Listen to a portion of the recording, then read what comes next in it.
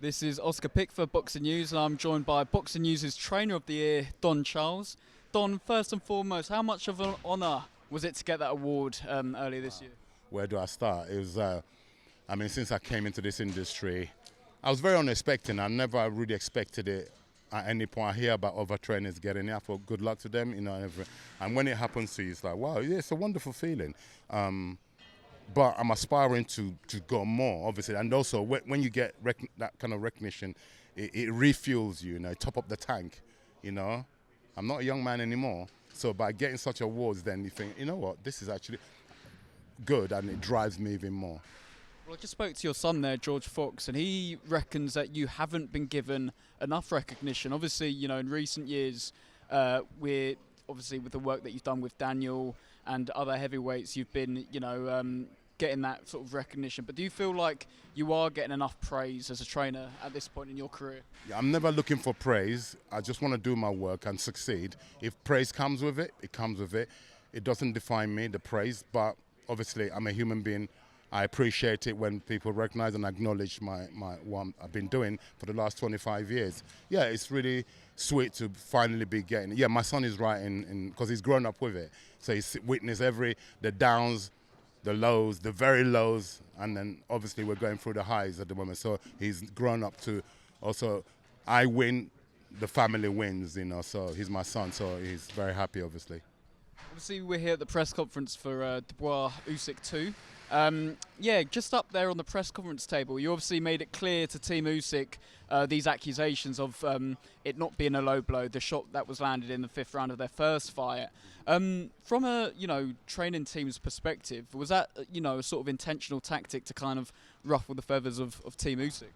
What, to hit low? No. In terms of making those accusations clear and. Well, it's a talking point, because that was very, how can I put it, present into determining what the total final outcome of that fight. That was if this were football and you're playing and a player takes a dive in the penalty and gets a penalty awarded, yeah, that's a cheat.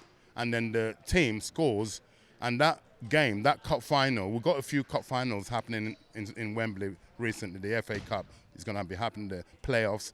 So if a player cheats and gets like a penalty or gets a player sent off, that's cheating unfairly.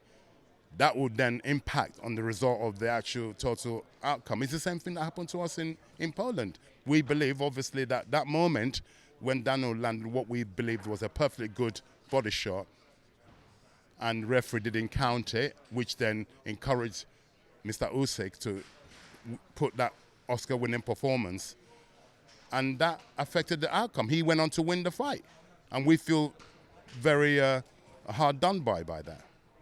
Obviously, up on that press conference table, Usyk presented these images of where he claims Daniel Dubois, hit him with multiple low blows. What did you make of that?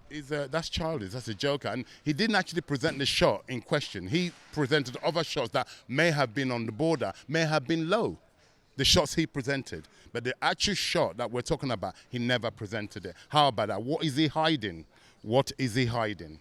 Why would you, in courts, if he wants to treat this like a courtroom, you present pictures of punches, I must admit, they looked low, but the actual punch that we're debating about, he didn't present that. Why?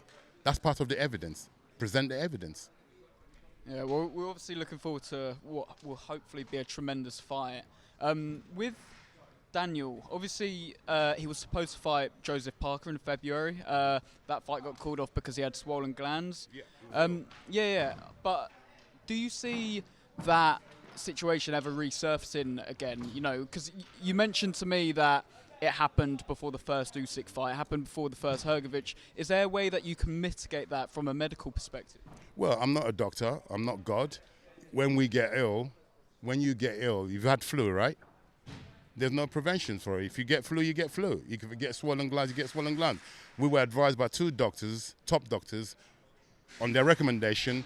They recommended that Daniel doesn't fight, and we did the right thing. We chose the boy's health rather than the money. He was getting his career's highest pay to date. We opted to go for his health and not the money and pulled him out of the fight. And it's a smart thing to have done. And that's why we're here today. Absolutely. Well, just finally, Don, obviously, as I say, big fight at Wembley Stadium, biggest fight, arguably, of Daniel's career. What does Daniel need to do differently in this fight? Obviously, we've mentioned the low blow. It's a big discussion point, as we've mentioned. But from a tactical and a strategic perspective, what does Daniel need to do differently? Well, we've been together now for 24 months. We did that first fight was 14 months camp, and new fighter, new trainer relationship.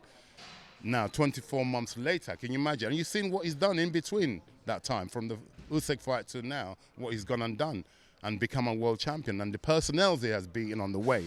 That suggests to how far he's come. And we're going to top it up by, this is all meant to be, this has all been written by God. The God that I worship. I questioned Usyk about his religious beliefs, because if you're a godly person like he prides himself at, how can you lie behind in the name of God? That's a sin, a big sin.